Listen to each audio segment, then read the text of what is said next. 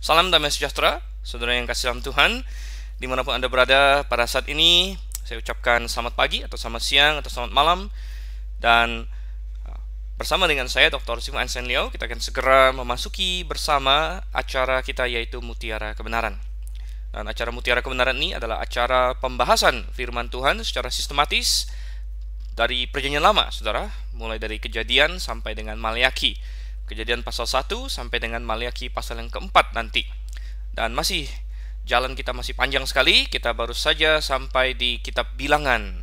Dan ya, itu artinya baru kitab yang keempat. Sedangkan total nanti ada 39 kitab dalam Perjanjian Lama.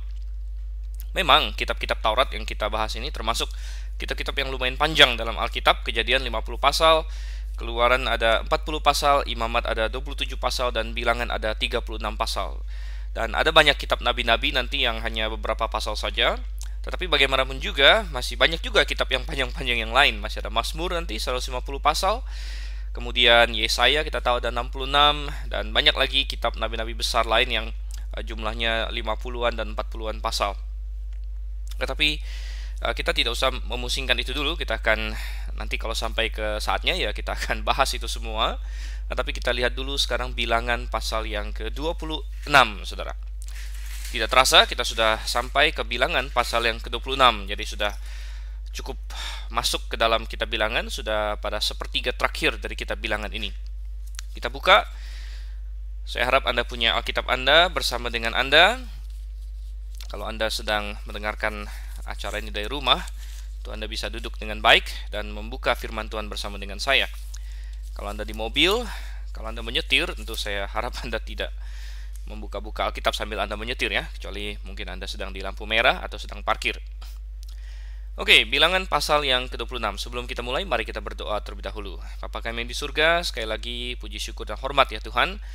Kami panjatkan kepadamu karena hanya Engkaulah yang layak untuk menerima semua itu.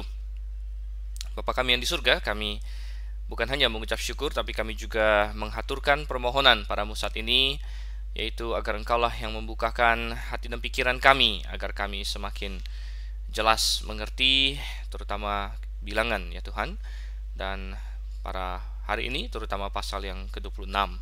Kiranya Roh-Mu lah yang telah menuliskannya bagi kami melalui hamba-hambamu, para nabi dan para rasul. Roh-Mu itu jugalah yang akan membeberkannya kepada pikiran kami dengan terang dan jelas. Kami berdoa di dalam nama Yesus Kristus. Amin. Oke, Bilangan pasal yang ke-26, dan judul yang diberikan oleh Lembaga Alkitab Indonesia adalah Laskar Israel dihitung untuk kedua kalinya. Oke, kita baca dulu ayat 1 sampai dengan ayat yang keempat. Sesudah tulah itu, berfirmanlah Tuhan kepada Musa dan kepada Eleazar anak Imam Harun, hitunglah jumlah segenap umat Israel yang berumur 20 tahun ke atas menurut suku mereka, semua orang yang sanggup berperang di antara orang Israel. Lalu berkatalah Musa dan Imam Eleazar kepada mereka di dataran Moab, di tepi sungai Yordan dekat Yeriko, hitunglah jumlah semua orang yang berumur 20 tahun ke atas, seperti yang diperintahkan Tuhan kepada Musa. Inilah orang Israel yang telah keluar dari tanah Mesir. Ya, membaca kitab Bilangan pasal yang ke-26 ini, kita mendapatkan semacam perasaan deja vu, kalau boleh saya meminjam istilah itu, yaitu suatu perasaan bahwa ini pernah dilakukan sebelumnya. Dan memang benar, ini bukan hanya sekedar perasaan, tapi ini memang pernah dilakukan sebelumnya, yaitu di pasal pertama, saudara. Bilangan pasal 1, pasal 2 sampai pasal 4, situ adalah pensensusan terhadap orang Israel. Dan di sini kita mendapatkan sensus yang kedua kali, saudara. Dan itulah salah satu sebabnya kitab ini disebut kitab Bilangan, karena banyaknya angka-angka yang muncul dalam kitab ini, yaitu pensensusan yang sampai 2 kali. Nah, tetapi ada perbedaan yang cukup besar antara sensus yang pertama dengan sensus yang kedua, walaupun ada juga persamaan-persamaannya. Kalau kita melihat perbedaannya apa, saudara? Perbedaannya adalah sensus yang kedua ini dilakukan sekitar 38 tahun setelah sensus yang pertama. Kalau kita lihat di dalam Bilangan pasal yang pertama, ketika Laskar Israel dihitung, Anda boleh baca kembali di Bilangan 1 ayat 1, dikatakan pada tanggal 1 bulan yang kedua pada tahun yang kedua sesudah mereka keluar dari tanah Mesir. Jadi ini adalah tahun kedua mereka keluar dari tanah Mesir, dan itu adalah suatu sensus yang pertama. Nah, tetapi di pasal 26 ini dilakukan sesudah mereka keliling padang gurun hampir 40 tahun lamanya. Mereka keliling-keliling. Kenapa mereka harus sampai keliling-keliling begitu, saudara? Ya, karena mereka, generasi yang pertama itu tidak mau percaya kepada Tuhan, walaupun mereka sudah melihat segenap kemuliaan, kekuasaan, dan kehebatan Tuhan di tanah Mesir. Mereka lah generasi yang menyaksikan dengan mata kepala mereka sendiri bagaimana air sungai Nil menjadi darah, bagaimana katak-katak menyerbu rumah-rumah orang Mesir, bagaimana Musa dengan segala keajaiban telah membawa mereka keluar dari tanah Mesir. Bahkan mereka juga yang telah makan domba Paskah yang pertama itu. Mereka yang telah menyembelih domba Paskah, yang menyaksikan anak sulung Mesir mati dibunuh semua, dari anak sulung lembu dan binatang sampai kepada anak sulung Firaun yang duduk di atas tahtanya. Mereka juga yang telah menyaksikan bagaimana Tuhan membelah Laut Merah, saudara. Laut Merah dibelah dua oleh Tuhan agar mereka bisa lolos dari orang Mesir, dan bagaimana Tuhan menghancurkan orang Mesir setelah itu. Mereka melihat semua itu. Tapi ketika mereka sudah sampai di Kadesh Barnea di sebelah selatan dari Kanaan dan siap untuk masuk ke tanah Kanaan, kita ingat di pasal 13 dan pasal 14, yaitu pasal yang sangat-sangat menentukan, pasal di mana orang Israel, generasi itu menentukan, boleh kita bilang takdir mereka, tapi bukan takdir dalam pengertian sesuatu yang sudah ditentukan Tuhan, melainkan itu adalah perbuatan mereka sendiri, menentukan pilihan mereka, menentukan apa jadinya mereka, dan mereka lebih percaya kepada ketakutan dalam diri mereka. Mereka kembali untuk tidak percaya kepada Tuhan. Mereka lebih percaya 10 mata-mata yang membawa kabar busuk dibandingkan dengan Yosua dan Kaleb yang dengan berani berkata, tidak, kita pasti masuk untuk mendudukinya.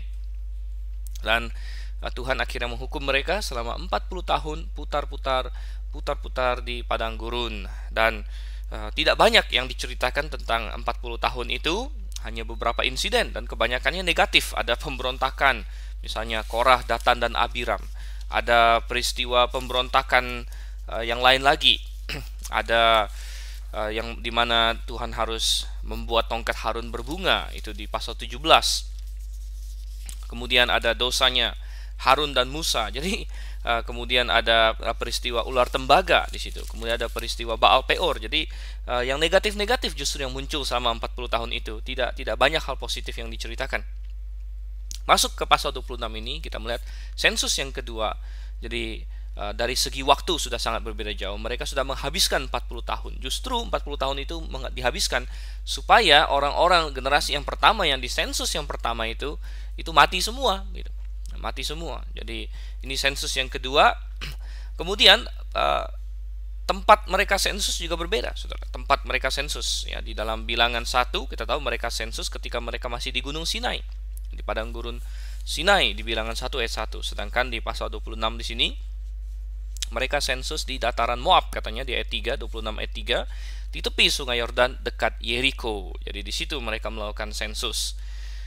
Yang disuruh melakukan sensus juga berbeda, saudara.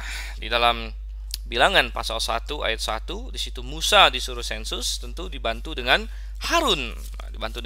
Tetapi di pasal 26 kita melihat Tuhan berfirman kepada Musa dan kepada Eleazar anak Imam Harun. Kenapa? Ya, Harun sudah mati.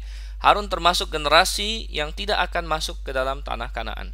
Harun termasuk generasi yang, kita tahu, generasi yang telah memberontak kepada Tuhan. Memang Harun sendiri tidak memberontak dalam peristiwa Kadesh Barnea, tapi Harun punya kesalahan-kesalahan lainnya sendiri, seperti bagaimana dia ikut andil dalam peristiwa lembu emas dan lain sebagainya. Jadi Harun tidak akan masuk ke tanah Kanaan, tapi Eleazar anaknya di sini menggantikan dia. Jadi waktunya berbeda, tempatnya berbeda, ya, pemimpinnya sudah berbeda. Musa masih ada, tapi Musa juga sebentar lagi akan mati sebenarnya. Dan di sini Musa dengan Eleazar katanya.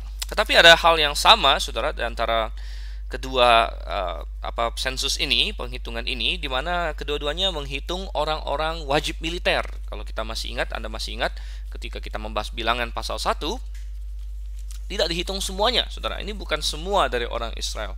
Ini bukan sensus demografi secara menyeluruh. Kalaupun ada sensus seperti itu, hasilnya tidak dicatat bagi kita. Ya, mungkin mereka mencatat semua yang lain tapi tidak dimasukkan ke dalam Alkitab. Yang jelas yang dimasukkan dalam Alkitab di sini adalah yang 20 tahun ke atas, yang laki-laki yang sanggup berperang.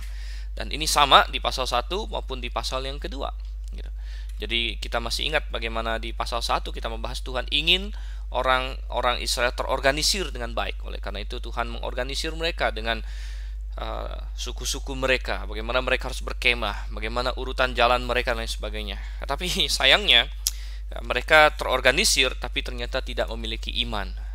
Jadi orang yang beriman harus terorganisir, tapi orang yang terorganisir dan tidak memiliki iman itu sama juga bohong. Jauh lebih baik beriman daripada terorganisir. Walaupun orang yang beriman harus terorganisir juga sebenarnya. Nah, jadi kita lihat di sini 20 tahun ke atas katanya dihitung. Jadi kita akan melihat di sini perbandingan antara sensus yang pertama dengan sensus yang kedua ini. Oke, coba kita baca sekarang ayat yang kelima sampai dengan ayat yang ke-11. Ayat yang kelima sampai dengan ayat yang ke-11. Ruben ialah anak sulung Israel. Bani Ruben ialah dari Henok, kaum orang Henok, dari Palu, kaum orang Palu, dari Hezron, kaum orang Hezron, dan dari Karmi, kaum orang Karmi. Itulah kaum-kaum orang Ruben, dan orang-orang yang dicatat dari mereka berjumlah 47.730 orang. Adapun anak-anak Palu ialah Eliab, dan anak-anak Eliab ialah Nemuel, Datan, dan Abiram. Datan dan Abiram, orang-orang yang dipilih oleh umat itu, ialah orang-orang yang telah membantah Musa dan Harun dalam kumpulan Korah ketika mereka membantah Tuhan. Tetapi bumi membuka mulutnya dan menelan mereka bersama-sama dengan Korah ketika kumpulan itu mati, ketika ke-250 orang itu dimakan api, sehingga mereka menjadi peringatan. Tetapi anak-anak Korah tidaklah mati. Oke, yang pertama di sensus adalah suku Ruben. Suku Ruben adalah anak sulung Israel atau Yakub sebenarnya. Walaupun akhirnya dia kehilangan hak kesulungan, saudara. Dia kehilangan hak kesulungan karena dia sempat selingkuh dengan Bilha, dengan salah satu dari gundik ayahnya sendiri, gitu. Sehingga ketika Israel mendengar itu, ya, Ruben tidak lagi dihitungnya sebagai anak sulungnya. Yang dihitung sebagai anak sulung adalah Yusuf. Ini bisa kita baca di dalam 1 Tawarik pasal yang kelima, saudara. 1 Tawarik pasal 5 ayat 1, anak-anak Ruben, anak sulung Israel, dialah yang sulung, tetapi karena ia telah melanggar kesucian petiduran ayahnya, maka hak kesulungannya diberikan kepada keturunan dari Yusuf, anak Israel juga, sekalipun tidak tercatat dalam silsilah sebagai anak sulung. Jadi hak kesulungan diberikan kepada Yusuf. Oleh karena itulah suku Yusuf dibagi menjadi 2. Karena apa? Pada zaman itu ada tradisi bahwa anak sulung mendapat 2 kali warisan dari anak-anak yang lain. Oleh karena itu dalam pembagian tanah, Yusuf mendapat 2 porsi sebenarnya. Porsi 1 untuk Efraim, 1 porsi untuk Manasye, gitu. Nah, kalau kita lihat di sini, jadi yang pertama dihitung adalah Ruben. Ini persis sama dengan di sensus yang pertama. Sensus yang pertama juga yang menghitungnya adalah dihitung pertama adalah suku Ruben.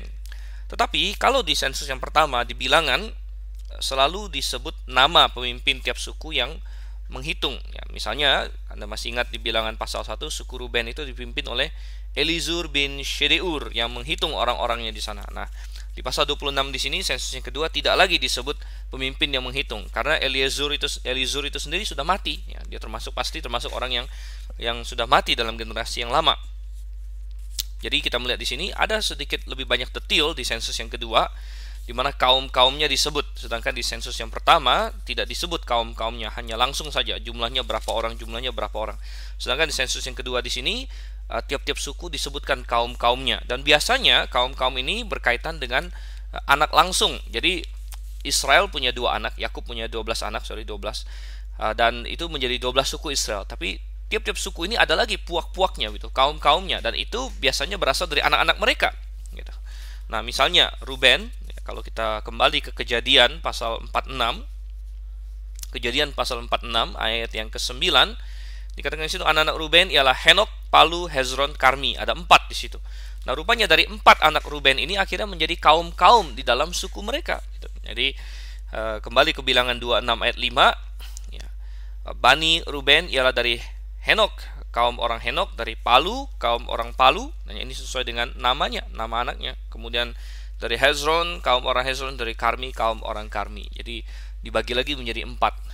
Nah, saya mendengar ya, saya bukan dari suku Batak ya, tapi saya mendengar dari teman-teman saya dari suku Batak, mereka juga ada konsep seperti ini. Ya, mungkin ada ada leluhurnya yang punya marga tertentu ya, kemudian marga ini bisa ada 2 gitu, di dalamnya ada 2 ya, karena rupanya anaknya itu ada yang namanya si ini dan si ini gitu, dan itu akhirnya menjadi marga lagi, tapi itu marga bersaudara gitu. Kira-kira seperti itu mungkin.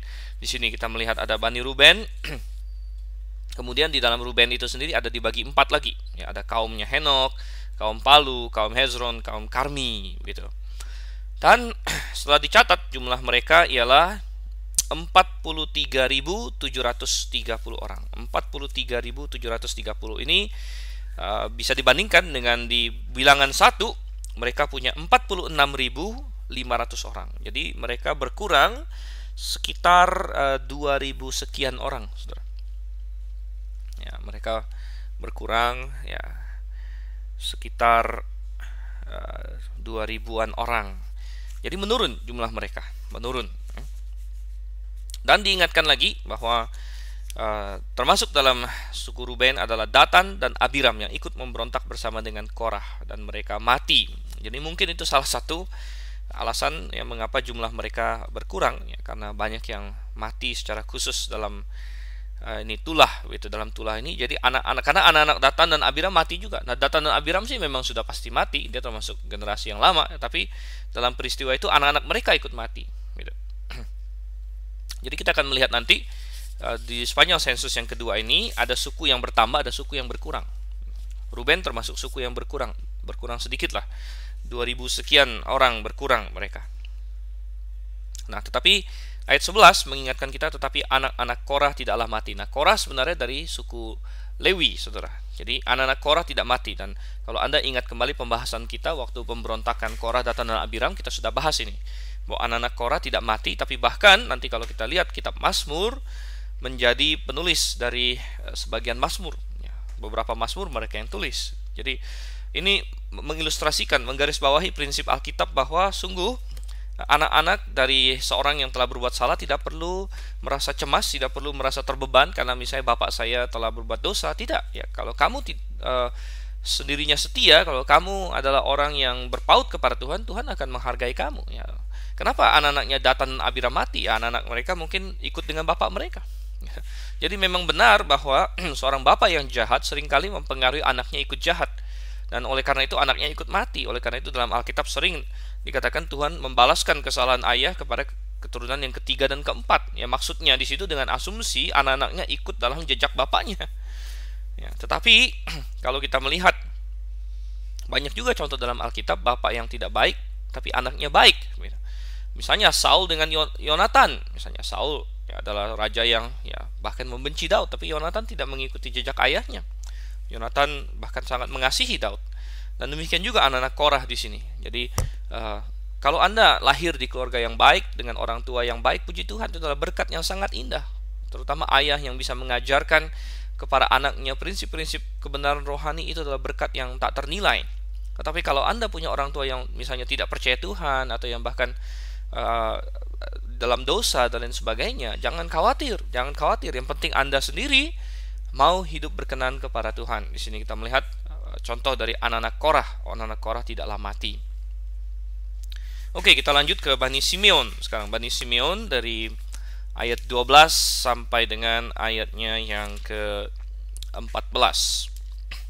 Bani Simeon menurut kaum mereka ialah dari Nemuel, kaum orang Nemuel, dari Yamin, kaum orang Yamin, dari Yakin, kaum orang Yakin, dari Zera, kaum orang Zera, dan dari Saul, kaum orang Saul. Itulah kaum-kaum orang Simeon, 22.000 orang, 22.200 orang banyaknya. Iya, jadi Simeon di sini.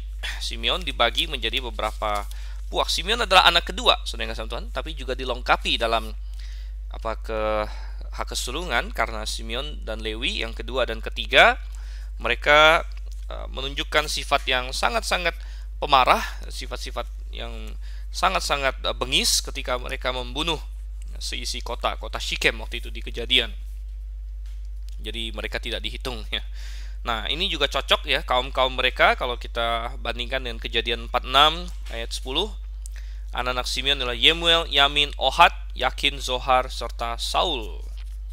Jadi Nemuel ya, kalau kita kembali ke Bilangan 26 sama Nemuel, Yamin, kemudian dikatakan habis Yamin ada Yakin. Jadi Ohad dilengkapin ya, Ohad dilengkap. Kemudian dari Yakin, kemudian Zerah. Zerah ini sepertinya sama dengan Zohar di dalam Kejadian 46 di situ ya. Kemudian Saul. Jadi ada satu yang dilengkap yaitu Ohad. Nah, mungkin Ohad ini keturunannya tidak berlanjut begitu. Jadi tidak menjadi satu kaum dalam Bani Simeon. Dan Simeon jumlahnya menjadi 22.200 orang. Dan kalau kita bandingkan dengan sensus pertama jumlah mereka itu 59.300 orang. Wow, ini adalah penurunan lebih dari 30.000, sekitar 37.000, saudara. 37.100 orang. Menurun 37.100 orang. Bayangkan, lebih dari 60%, penurunan lebih dari 60%. Wow. Jadi ini adalah Bani Simeon adalah bani yang menurun paling drastis dalam dibandingkan dengan suku-suku yang lain. Oke, kita lihat sekarang Bani Gad. Berikutnya Bani Gad. Nah, Gad ini ya, coba kita baca dulu deh ayat 15 sampai dengan ayat yang ke-18. Bani Gad menurut kaum mereka ialah dari Zefon, kaum orang Zefon, dari Hagi, kaum orang Hagi, dari Shuni, kaum orang Shuni, dari Ozni, kaum orang Ozni, dari Eri, kaum orang Eri, dari Arod, kaum orang Arod, dan dari Areli, kaum orang Areli. Jadi ada 7 ya. Ayat 18, itulah kaum-kaum Bani Gad, dan orang-orang yang dicatat dari mereka berjumlah 40.500 orang. 40.500 orang. Nah, Gad ini adalah anaknya Zilpa sebenarnya, anak Zilpa. Zilpa ini adalah hambanya Lea yang diberikan oleh Lea kepada Yakub. Kalau kita masih ingat, waktu itu dia terlibat perang melahirkan dengan adiknya Rahel. Ini memang keluarga yang tidak sehat pada waktu itu.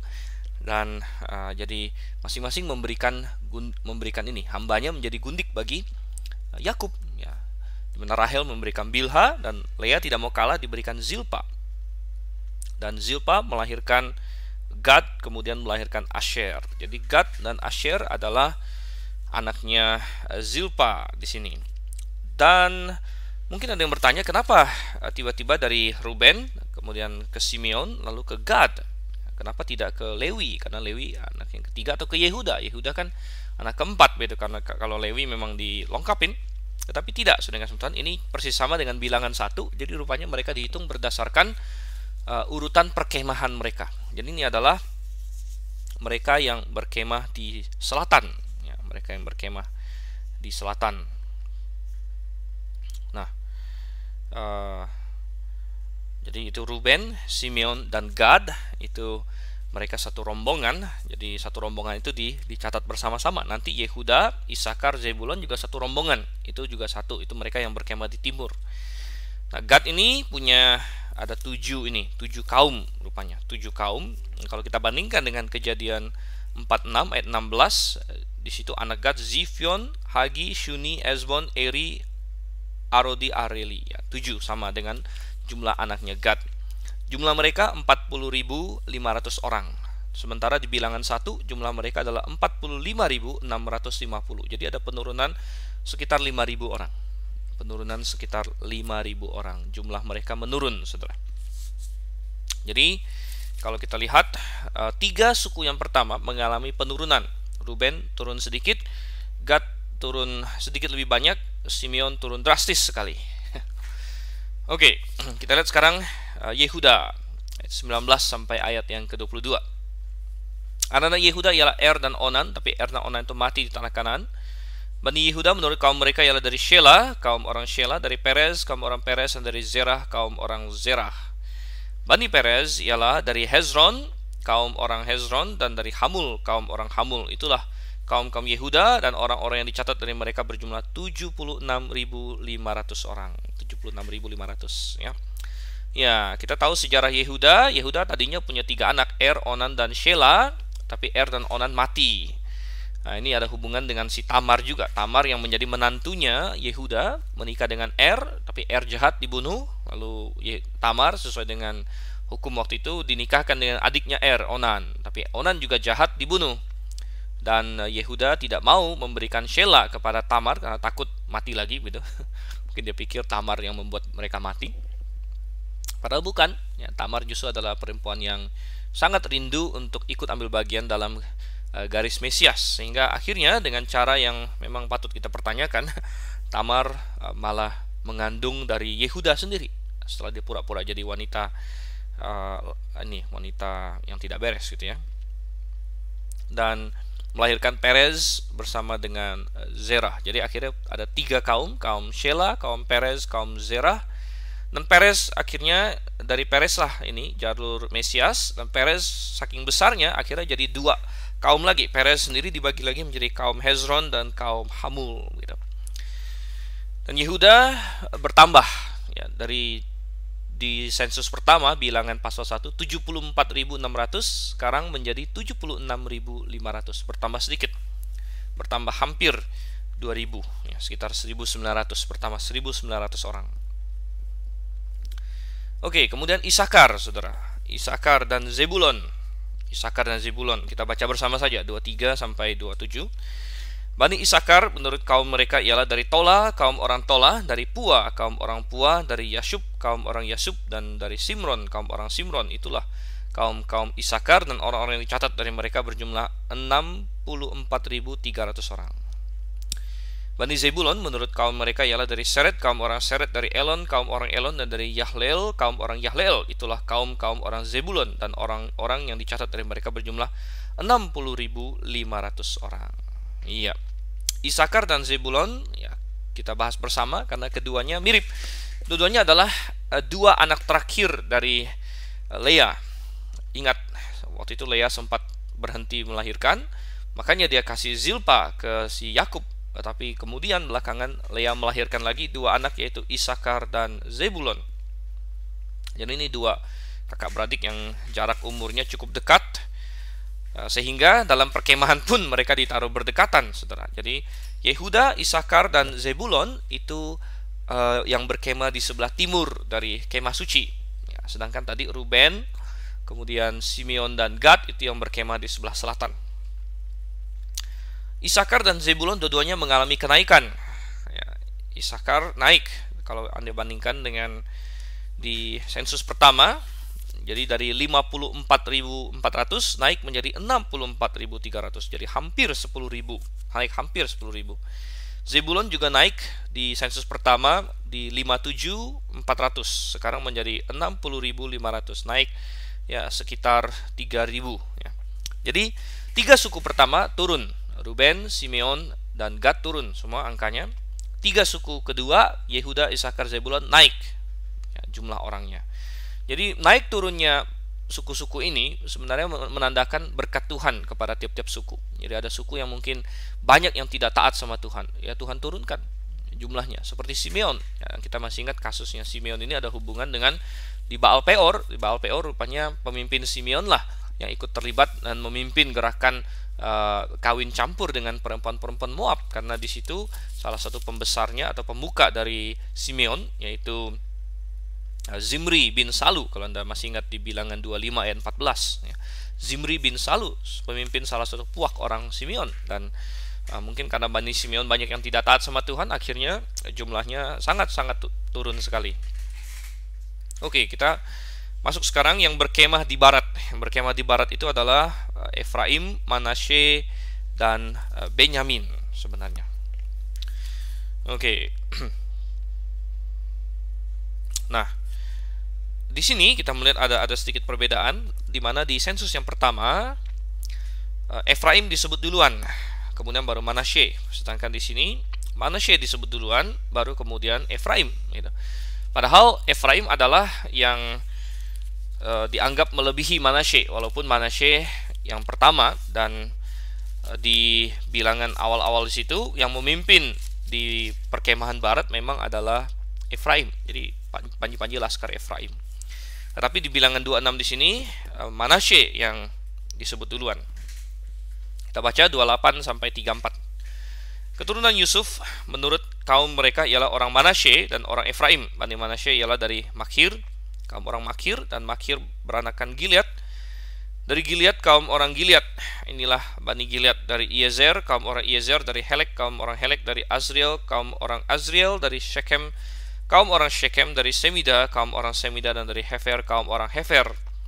Adapun Zelafehat bin Hefer tidak mempunyai anak laki-laki tetapi anak perempuan saja, dan nama anak-anak perempuan Zelafehat ialah Mahla, Noah, Hogla, Milka, dan Tirza.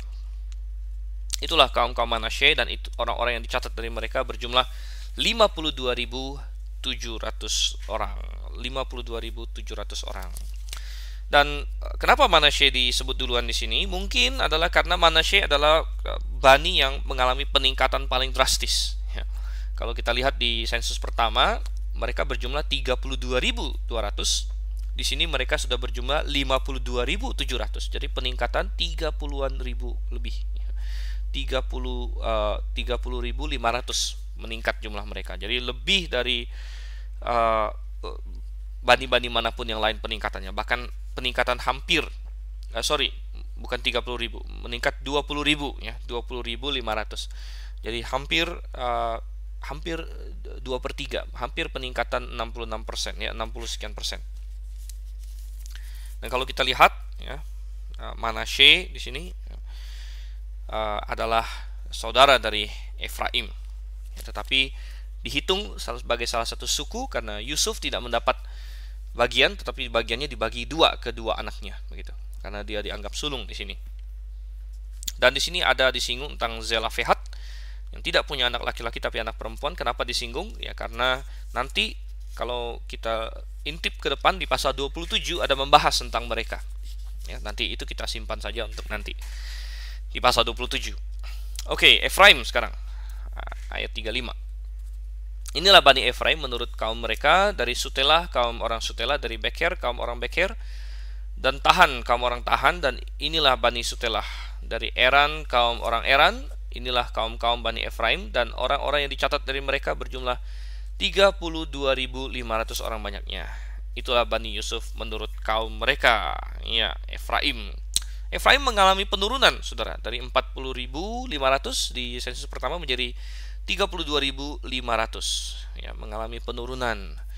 Padahal Efraim ya adalah salah satu suku yang terkemuka. Bahkan nanti Yosua bin Nun berasal dari Efraim itu sendiri. Ya, tapi rupanya banyak teman-temannya yang tidak beriman sama Tuhan, jadi terjadi penurunan di sini, penurunan yang cukup besar juga, hampir 8.000 ya, 8.000 persis bahkan, penurunan 8.000. Oke, kita lanjut ke Benyamin sekarang. Jadi 3 suku ini, Efraim, Manasye, dan Benyamin itu semua adalah anaknya Rahel, dari Rahel. Bani Benyamin menurut kaum mereka ialah dari Bela, kaum orang Bela, dari Asibel, kaum orang Asibel, dari Ahiram, kaum orang Ahiram, dari Sefufam, kaum orang Sefufam, dan dari Hufam, kaum orang Hufam. Dan anak-anak Bela ialah Aret dan Naaman. Dari Aret, kaum orang Aret, dan dari Naaman, kaum orang Naaman. Itulah Bani Benyamin menurut kaum mereka. Dan orang-orang yang dicatat dari mereka berjumlah 45.600 orang.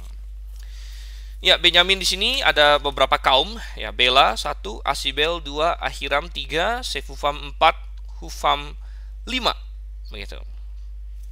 Nah, ini agak mengejutkan karena kalau Anda baca di Kejadian 46, anaknya Benyamin di situ ada 10, Saudara. Ini Benyamin punya banyak anak ya. Anda boleh baca di situ di Kejadian 46 ayat 21. Ya, Bela, Beker, Asibel, Gerah, Naaman, Ehi, Rosh, Mupim, Hupim, Aret, 10 orang. Ya, tapi di sini hanya 5 kaum. Jadi rupanya walaupun 10 anak, tapi tidak semua anaknya ini punya keturunan yang menonjol, ya, yang bisa menjadi kaum. Mungkin ada yang punya nanti anak cewek semua, ya. Itu kan terserap nanti ke dalam suku-suku lain atau ke kaum-kaum lain. Jadi hanya 5 yang akhirnya menjadi kaum tersendiri, gitu. Dan jumlah mereka di sensus yang kedua di sini 45.600. dan ini terjadi kenaikan. Tadinya jumlah mereka 35.400, jadi naik sekitar 10.000 lebih sedikit. Itu adalah yang di sebelah barat, saudara, sebelah barat. Sekarang kita lihat yang di sebelah utara. Sebelah utara ada 3, Dan, Asher, kemudian Naftali. Dan, Asher, Naftali. Ini adalah anaknya Zilpa dan Bilha. Ayat 42 dan 43. Inilah Bani Dan menurut kaum mereka, dari Suham, kaum orang Suham. Itulah kaum Dan menurut kaum mereka. Tidak banyak tentang Dan disebut di sini ya, hanya dua kaum. Segala kaum orang Suham, orang-orang yang dicatat dari mereka berjumlah 64.400 orang. Ya, terjadi kenaikan sedikit, kenaikan hampir 2.000, dari 62.700 menjadi 64.400. Jadi 1.700 sebenarnya penambahannya. Ini Dan anaknya si Bilha. Kemudian Bani Asher menurut kaum mereka ialah dari Yimna, kaum orang Yimna, dari Yiswi, kaum orang Yiswi, dan dari Beria, kaum orang Beria. Mengenai Bani Beria, dari Heber, kaum orang Heber, dan dari Malkiel, kaum orang Malkiel. Dan nama anak perempuan Asher ialah Serah. Itulah kaum-kaum Bani Asher, dan orang-orang yang dicatat dari mereka berjumlah 53.400 orang. Asher adalah anak Zilpa, dan jumlah mereka di sini kita lihat bertambah ya, dari 41.500 menjadi 53.400. Penambahan yang cukup banyak, saudara. Ya, hampir 12.000 penambahan, hampir. Kemudian Naftali, saudara, 48 sampai 51. Bani Naftali menurut kaum mereka ialah dari Yahzeel, kaum orang Yahzeel, dari Guni, kaum orang Guni, dari Yezer, kaum orang Yezer, dan dari Shilem, kaum orang Shilem. Itulah kaum-kaum Naftali menurut kaum mereka. Dan orang-orang yang dicatat dari mereka berjumlah 45.400 orang. Itulah orang-orang yang dicatat dari orang Israel. 601.730 orang banyaknya. Iya, Naftali yang terakhir di sini sebelah utara, anaknya Bilha dengan kaum-kaum mereka, dan jumlah mereka ada 45.400. Ini berkurang dari 53.400 menjadi 45.400. Jadi berkurang kira-kira 8.000 orang. 8.000. Total semua di sensus yang kedua adalah 601.730.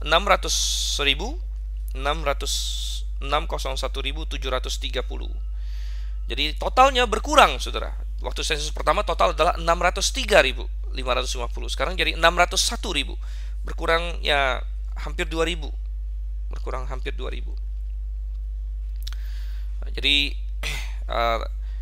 secara total ya, walaupun dari suku-suku tertentu ada yang melonjak jauh ya, seperti Manasye, ada yang turun jauh seperti Simeon, tapi secara total mereka cukup stagnan, 600-an orang. Dan ini menggambarkan kondisi mereka di padang gurun itu selama 40 tahun. Mereka stagnan, mereka tidak bertambah ya. Secara rohani juga demikian, mereka stagnan.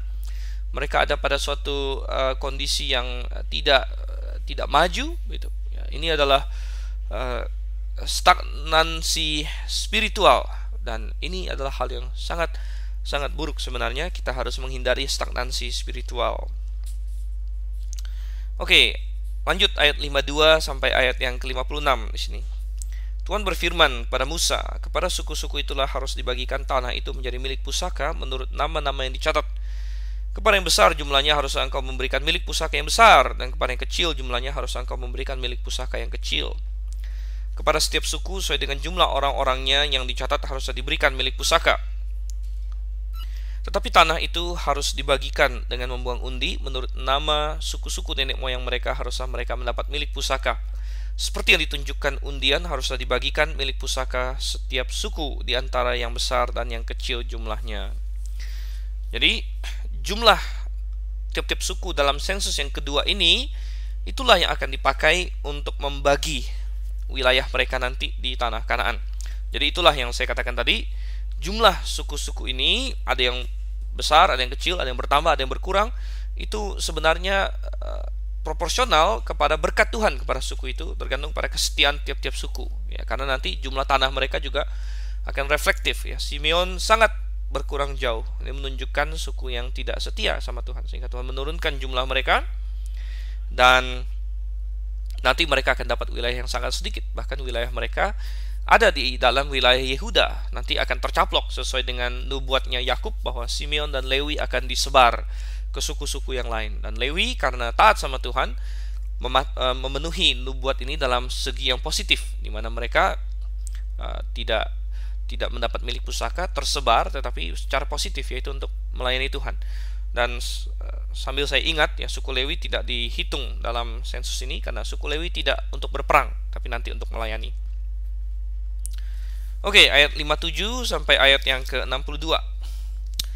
Inilah orang-orang yang dicatat dari orang Lewi menurut kaum mereka: dari Gerson, kaum orang Gerson; dari Kehat, kaum orang Kehat; dan dari Merari, kaum orang Merari. Jadi Lewi punya 3 anak.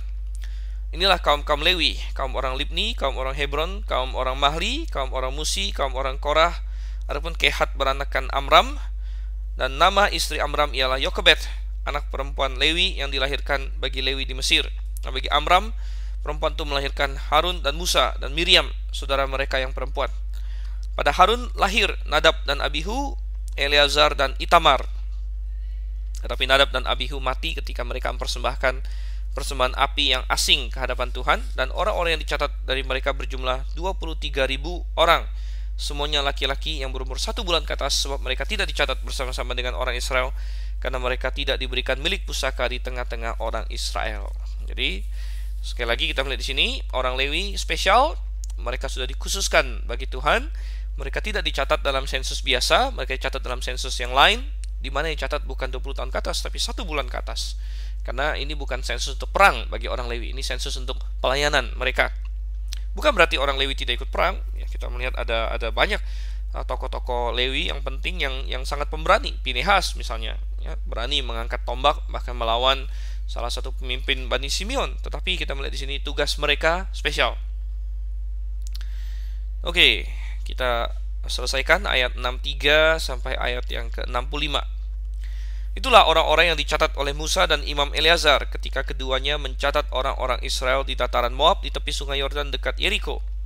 Di antara mereka tidak ada terdapat seorang pun yang dicatat Musa dan Imam Harun ketika keduanya mencatat orang Israel di padang gurun Sinai. Sebab Tuhan telah berfirman tentang mereka, pastilah mereka mati di padang gurun, dan mereka itu tidak ada seorang pun yang masih tinggal hidup selain dari Kaleb bin Yefune dan Yosua bin Nun. Ya, inilah kesedihannya bahwa tidak ada satu orang pun yang ikut sensus pertama, yang dicatat di sensus pertama, yang tercatat di sensus kedua ini, kecuali Yosua dan Kaleb katanya. Semua yang lain sudah mati, 20 tahun ke atas sudah mati. Semua yang dicatat tapi memberontak sama Tuhan mati. Dan Tuhan menepati janjinya, saudara, baik janji berkat maupun janji kutuk. Oleh karena itu, jangan kita main-main dengan Tuhan yang hidup. Mari kita percaya kepadanya supaya kita bisa diberkati oleh Tuhan. Dan ya, kita belajar dari sini bahwa sungguh ya, Tuhan tetap melanjutkan perjanjian Dia dengan Abraham, Ishak dan Yakub. Perjanjiannya tidak dibatalkan, tapi Tuhan menunggu generasi Israel yang setia untuk memenuhi janjinya. Jadi ada orang yang sering bertanya, apakah janji Tuhan pada Abraham, Ishak dan Yakub bisa dibatalkan karena ketidaksetiaan manusia? Saya katakan tidak. Ya, perjanjian itu adalah perjanjian yang kekal, ya, karena perjanjian itu berkaitan dengan keselamatan manusia, Yesus Kristus, berkaitan dengan program ultimate Allah untuk mendatangkan kerajaan yang maha damai di bumi, yaitu kerajaan milenium. Jadi tidak mungkin batal. Tapi kalau tidak mungkin batal, apakah berarti tidak ada tanggung jawab manusia? Oh, bukan begitu. Jelas ada tanggung jawab manusia yang besar. Karena apa? Setiap generasi yang tidak beriman, generasi itulah yang tidak akan menerima manfaat dari perjanjian itu. Seperti ada generasi di sini yang tidak beriman. Ya, generasi yang pertama itu, mereka Tuhan habiskan. Tetapi ketika muncul generasi baru yang beriman, itu kepada mereka Tuhan penuhi janji tanah itu. Jadi seperti hari ini orang Israel, ya, mereka masih belum percaya kepada Yesus, belum percaya kepada Allah mereka. Jadi mereka belum menerima janji Abraham. Ya, tapi nanti akan muncul generasi Israel yang bertobat dengan sungguh-sungguh, dan kepada mereka Tuhan akan memenuhi perjanjian Abraham itu. Dan itulah yang bisa kita pelajari dari perikop ini. Kita akan lanjut, saudara. Kita sudah sampai nanti ke 10 pasal terakhir dari kitab Bilangan, ya. Mulai dari pasal 27 nanti sudah 10 pasal terakhir. Dan kita akan bertemu di sesi berikutnya. Saya Dr. Sivan Senliao undur diri dulu dari hadapan Anda. Sampai jumpa, sampai bertemu lagi, dan Maranatha.